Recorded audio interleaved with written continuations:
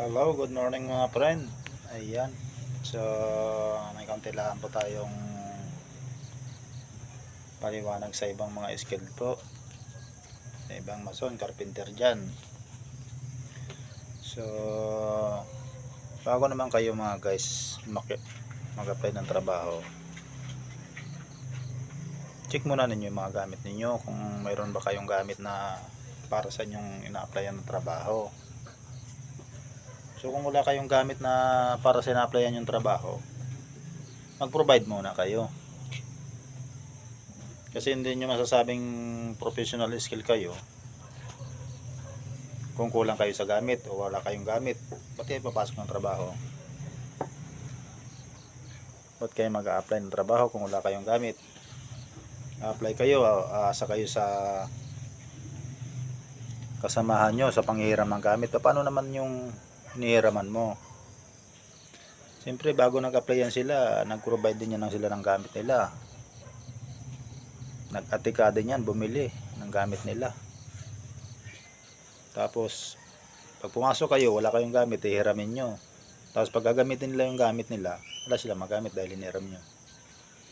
Sa mga purman din dyan, ibang mga purman dyan, bago kasi kayo tumanggap ng ng mga nag-a-apply ng mga skill, mason, carpenter, check ninyo yung mga gamit. Kasi hindi naman pwede yung tanggap kayo ng tanggap tapos wala naman palang gamit yung tao. Ay saan naasa yan? Sa sahod yan mga yan, wala naman mga gamit. Sa sahurin nyo, wala silang gamit, taasa sila doon sa mga ibang may mga gamit. Hindi naman pwede yung ganun.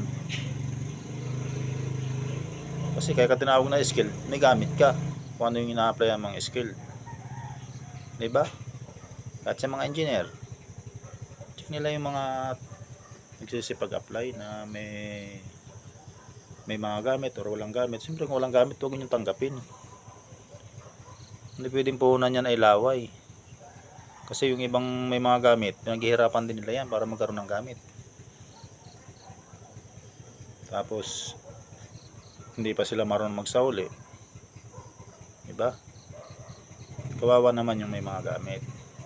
So dapat pare-parehas. Kung wala silang gamit, ay huwag sila pumasok. Mag-provide muna sila ng gamit nila. Kawawa naman yung hinihiraman. Ikot na paghanap ng gamit, lalo na kung hindi pa nagpapaalam. Yung iba nanghihiram, hindi naman na nanghihiram, kusa na lang kumukuha dun sa gamit na may gamit. Kusang kukuha, hindi naman kusang mag-uuli. So pag tinanong mo, sila pa yung masama ang loob, sila pa yung nagagalit. Mahirap yung ganon.